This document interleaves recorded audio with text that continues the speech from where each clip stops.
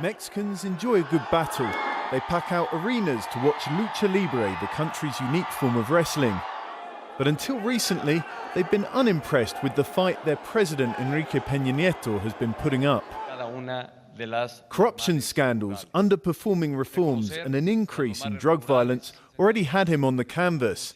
And then Donald Trump appeared, and Pena Nieto seemed timid, even inviting him to visit during the campaign after he said this about Mexican migrants. They're bringing drugs, they're bringing crime, they're rapists.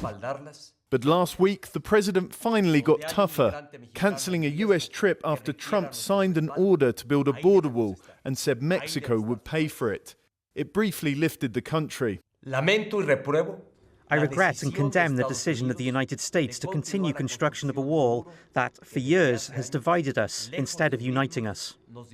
The crowd here still don't think much of him, but accept that in the worst diplomatic crisis with the US in decades, they now have to get behind their man.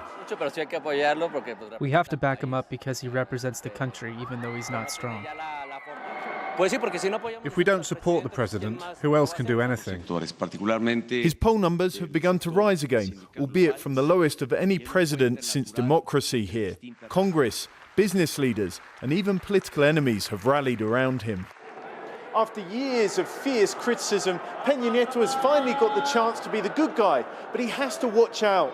The next round is likely to be about trade, and if he goes toe-to-toe with Trump, they could seriously damage the US, but Mexico would be hit far harder.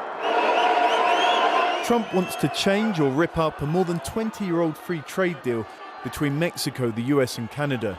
Pena Nieto says he's going to get the best deal for Mexico. Many doubt he's up to it.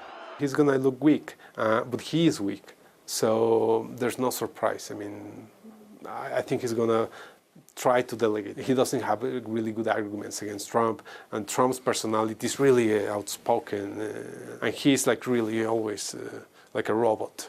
So it's going to be very difficult to do something face-to-face, these two guys. For an unpopular president, this could be his chance at redemption. But if he falls short and Mexico loses out, it could also be the end of his political career. John Holman, Al Jazeera, Mexico City.